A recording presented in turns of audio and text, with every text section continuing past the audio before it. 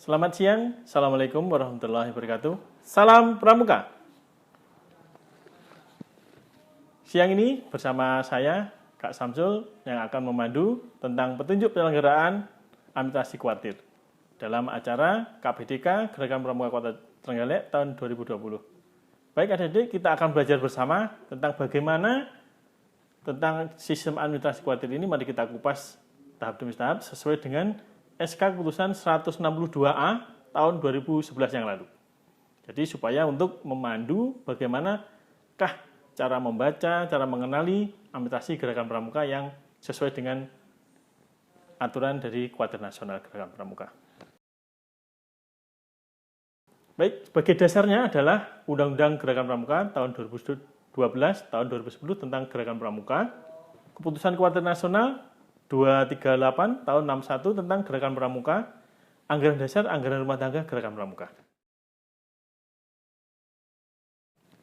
Maksud dan tujuan, maksud untuk penyelenggaraan sistem administrasi ini adalah memberikan pedoman pada pelaksanaan tentang administrasi kuartir, dengan tujuan untuk mengatur, menertibkan, memperlancar penyelenggaraan administrasi kuartir itu sendiri, sebagai dasar untuk penyeragaman kegiatan-kegiatan surat menyurat administrasi kuartir, sehingga dari Sabang sampai Merauke akan menjadi sama surat-surat gerakan pramuka itu.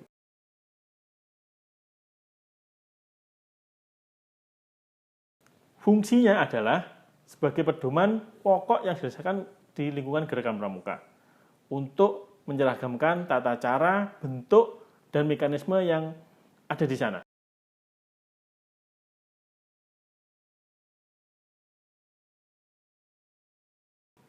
Pedoman umum untuk penulisannya, 1, keputusan, jadi macam-macam bentuknya, yang diatur di situ adalah keputusan, petunjuk penyelenggaraan, surat keputusan, surat pelaksanaan, petunjuk teknis, dan surat perintah kerja.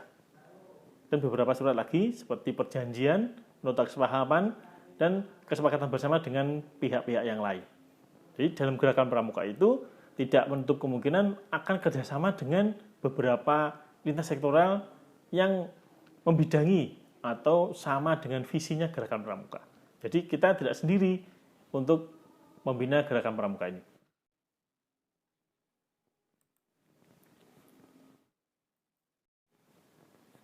Baik, dari surat menyurat dasarnya seperti itu. Untuk tanda pengenal pertama adalah papan nama. Papan nama itu pun diatur dalam sistem administrasi kuartir. Jadi untuk kuartir nasional ukurannya 5 meter 1 kali 166 meter. Untuk kuartir daerah 3 meter 90 kali 1,20 meter. Kuartir cabang 3,30 meter kali 1 meter. Jadi untuk papan nama pengenalan seperti itu. Kuartir ranting 2 meter 80 kali 0,80 meter. Gugus depan 2 meter kali 0,60 meter. Dan untuk pengenalan dari saka, itu pun juga diatur sesuai dengan urutan yang tadi, sama.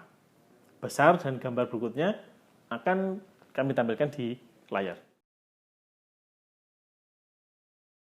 Ini contoh papan namanya ada di layar, silakan diamati sendiri contoh real seperti itu. Nanti ada beberapa macam oleh kakak-kakak, nanti akan sesuai dengan standar gambar-gambar yang itu. Jadi kalau membuat papan nama ya harus sesuai standar itu. Memang sudah berganti dari yang dulu, ada dengan logo-logonya banyak seperti itu, tapi sekarang lebih simpel bentuknya. Stempel pun dari gerakan pramuka juga diatur. Jadi tidak semua komponen atau semua kelompok dalam gerakan pramuka itu memiliki stempel. Akan tetapi diatur dengan beberapa jenis stempel saja.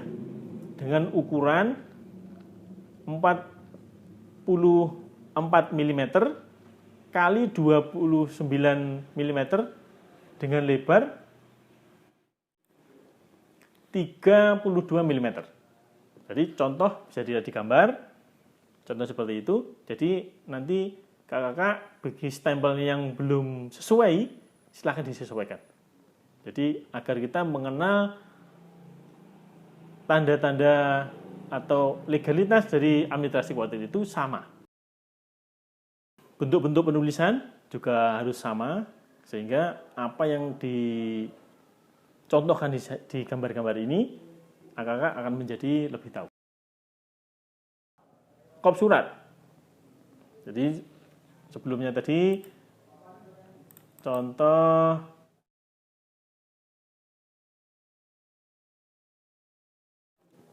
bentuk stempel seperti itu. Jadi tunas kelapanya di tengah, ada tulisan gerakan pramuka, bawahnya sesuai dengan levelnya. Jadi kalau kuartir ranting, gugus depan.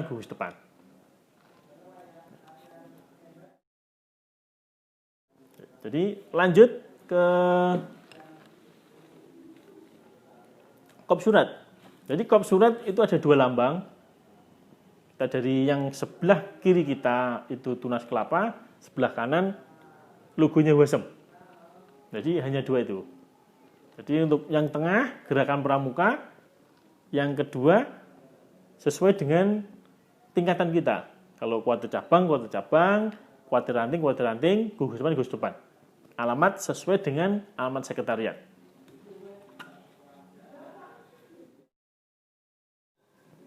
Ya, jadi kembali ke kode kuartir. Kode kuartir itu kita mengenal ada beberapa digit.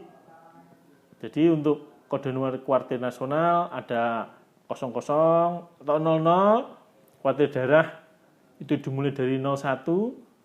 Kalau Jawa Timur itu 13, urutan kuartir cabang kita Trenggalek 03, jadi kalau lengkapnya kalau kuartir cabang itu 1303 kodenya itu. Untuk kuaran kakak atau guru kakak sesuai dengan nomor yang disesuaikan dengan yang dikirim atau yang ditetapkan lebih dahulu. Konsep yang dianjurkan atau yang disesuaikan dengan kuartir nasional, contoh untuk surat keterangan, katakanlah. Jadi cara membuatnya seperti itu. Jadi bisa dilihat di layar bagaimana urut-urutannya membuat surat. Apa aja yang dimasukkan di sana, siapa yang harus tanda tangan, itu ada di sana. Ya, kembali ke layar ya. Jadi surat undangan pun juga demikian. Jadi kalau kakak membuat undangan juga harus disesuaikan dengan standar yang ada. Baik. Kakak-kakak, adik-adik sekalian yang saya sayangi, untuk melanjutkan administrasi kita yang beberapa kali yang perlu kita ingatkan adalah sistem pelaporan. Jadi laporannya terstandar. Jadi untuk sistem administrasi ini menganjurkan dengan sistem pola 02GP. Jadi apa saja yang harus diisi di sana, apa yang harus dituangkan, bisa dilihat di layar. Ya.